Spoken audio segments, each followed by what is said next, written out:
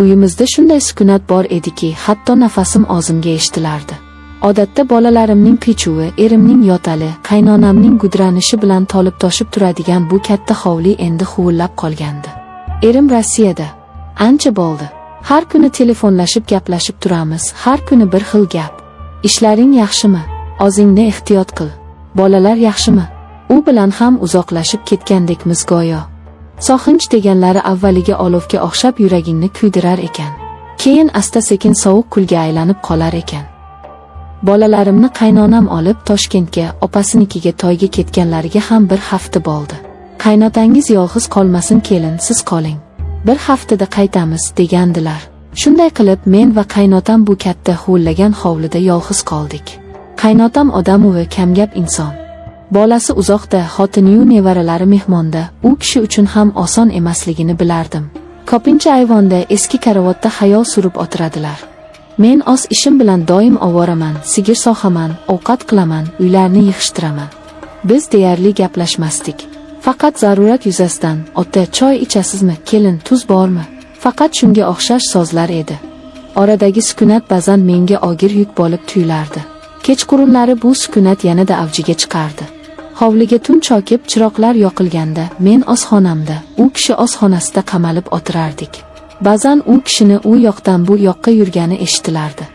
Men esa derazadan osmonga, yulduzlarga qarab o'tirardim. Xayolimda erim. U hozir nima qilayotgan ekan? Sovqotmayaptimikan? Meni oylarmikan? Ammo bu oylar ham endi avvalgidek yuragimni junbushga keltirmasdi. Xuddi eski yod bo'lib ketgan she'rni takrorlayotgandek edim. Bir kuni kechqurun yomg'ir quya boshladi. Bahor yomg'iri, uyimiz tomiga urilayotgan tomchilar sukunatni biroz bo'lsa-da buzardi. Bir kuni elektr o'chib qoldi. Butun hovlini zimziyo qorong'ulik bosdi. Telefonimning chirog'ini yoqib sham izlay boshladim. Oshxonadan bir dona sham topib yoqdim va qaynotamning xonasiga moraladim. U kishi deraza oldida tashqariga tikilib o'tirgan ekanlar. Ota chiroq ochdi. Sham olib keldim, dedim. U kishi sekin qaradi. Sham yorug'ida yuzlaridagi ajinlar yanada chuqurlashib bortib ko'rindi. Uning ko'zlarida chuqur bir charchoq, alam bor edi. Ha, kelin, rahmat. Shu yerga qo'ya qoling, dedilar past ovozda. Shamni stol ustiga qo'ydim. Xonadan chiqib ketmoqchi edim, lekin u kishining ovozi to'xtatdi. O'tiring, kelin. Bir ozim zerikdim. Bu taklifni kutmagandim. Ikkilanib eshik oldidagi kursiga o'tirdim. Ortada sham alangasi bizni bir-birimizdan ajratib turardi. Uzoq jim qoldik. Yomg'irning shovullashidan boshqa ovoz yo'q edi. Bolam bilan gaplashdingizmi? Nihoyat so'radilar. Ha, kecha gaplashdim. Yaxshi yuribdikan, dedim odatdagidek. Yana sukunat. Keyin u kishi kutilmaganda chuqur xo'rsindilar. Bu xo'rsiniqda soxinch mujassam edi. Pul topaman deb yoshligini xazon qilyapti bolam. Na bola chaqasining oldida, na ota-onasini. Hayotni mazasi qayoqda qoldi o'zi? Bu so'zlar yuragimga oqdek qadaldi. Chunki bu mening ham har kunlik oylarim edi. Erimning topgan puli rozxorga, imoratga ketardi. Ammo bizning o'tayotgan umrimizchi? Mening ayollik baxtim, uning yoshligichi? Hali hammasi yaxshi bo'lib ketadi, ota, dedim bazor. U kishi menga qaradilar. Bu safar nigohlari boshqacha edi.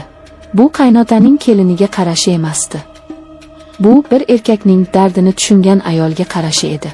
Sizga ham qiyin, bilaman, qizim, dedilar. Yolg'izlik odamni yeydi. Shunda tomog'imga bir nima tiqildi. Ko'zlarimdan yosh qalqidi. Yig'lab yubormaslik uchun labimni qattiq tishladim. Men bu uyda bir xizmatkor, bir kelin edim.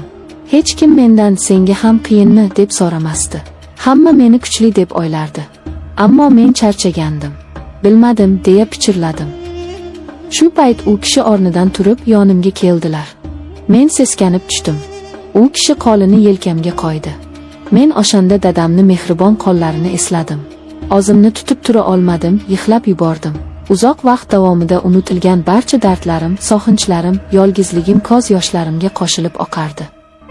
U kishi hech narsa demadi. Faqat qo'li bilan yelkamni ushlab tasalli bergandek bo'ldi. Sham alangasi tebranar, ikkimizning devordagi soyalarimiz bir-biriga qo'shilib ketardi. Qancha vaqt shunday o'tirganimizni bilmayman. Yomg'ir tindi. Sham ham erib deyarli tugab qolgandi. Men ko'z yoshlarimni artdim. Kechiring, ota, dedim hijolat bo'lib. Hijolat bo'lmang, dedilar, o'shamayin. Ammo bu gal titroq ovozda. U kishi qo'lini yelkamdan olmadi. Aksincha barmoqlari bilan sochimni sekin siladi. Yuragim dukillab ketdi. Bu nima? Bu qanday holat? Aqlim tur, xonangga kir, bu gunoh deb bong urardi. Ammo tanam, ruhim qimirlashni istamasdi. Men shu mehrga, shu e'tiborga shunchalik tashna edimki, bu iliqlikdan voz kechkim kelmadi. U egilib yuzimga qaradi. Ko'zlarimiz to'qnashdi. Uning ko'zlarida endi nafaqat charchoq, balki bir iltijo, bir olov porlardi. Bu qarashdan butun vujudim muzlab ketdi.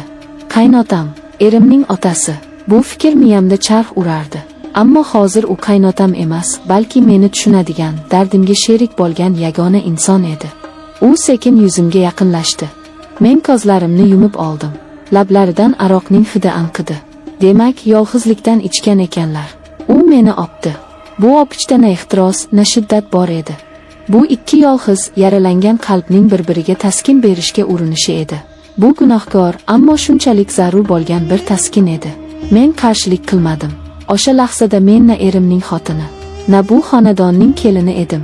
Men shunchaki yolg'iz, mehrga zor bir ayol edim. Tong otdi. Chiroq yonib turgandi. Tunda qachon yonib, qachon o'chirganimizni eslay olmadim. O'rnimdan turib, yuzimni yuvdim. Hovliga chiqqanimda qaynotam allaqachon turib, ayvonda choy ichib o'tirardi. Unga ko'zim tushishi bilan kechagi voqea yodimga tushib, butun tanamga titroq kirdi. Uyat, qo'rquv, gunohkorlik hissi butun vujudimni qamrab oldi. U kishiga qaray olmadim. Salom berdim-u oshxonaga kirib ketdim. Nonushta tayyorladim, lekin og'zimning tomog'imdan hech nima o'tmadi. Dasturxon yozib, choynakni olib chiqqanimda, u kishi bilan yana yuzma-yuz bo'ldik. Uning nigohida ham xijolat bor edi. Biz hech narsa demadik, hech narsa bo'lmagandek nonushta qildik.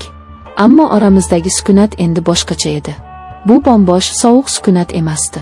Bu sirlar bilan, aytilmagan so'zlar bilan, gunohning og'ir yuki bilan to'la bir sukunat edi. Biz endi bir-birimizga begona emasmiz. Bizni umrbod bir-birimizga bog'lab turadigan bir sir birlashtirib turardi. Kunlar o'tmoqda. Qaynonam va bolalarim ertaga qaytib kelishadi. Hovli yana shovqinga to'ladi. Erim yana telefon qiladi. Hayot o'z iziga tushib ketgandek bo'ladi. Ammo men bilaman, hech narsa endi avvalgidek bo'lmaydi. Bu hovlining devorlari, bu ayvon, bu xonalar hammasi mening gunohimga guvoh. Men har kuni qaynotamga duch kelaman. Biz bir-birimizga qisqagina qarab qo'yamiz. Uning nigohida men o'zimning aksimni, o'zimning sirimni ko'raman. Va bu katta uyda biz ikkimiz abadiy yolg'izmiz. O'zimiz yaratgan yolg'izlikda. Bu yolg'izlikning nomi yo'q. Ta'rifi yo'q.